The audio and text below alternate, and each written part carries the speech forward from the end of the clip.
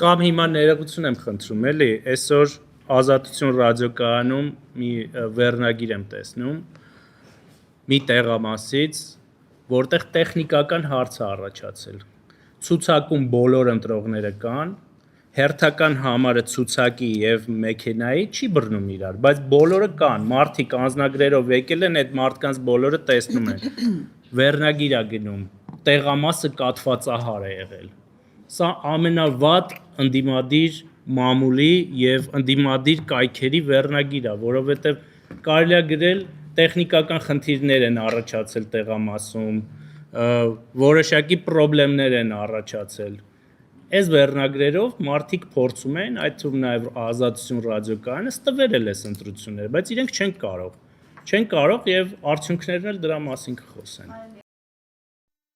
Հավանիչ տեսանյութ եւ բաժանորդագրվիչ նորությունները բաց չթողնելու համար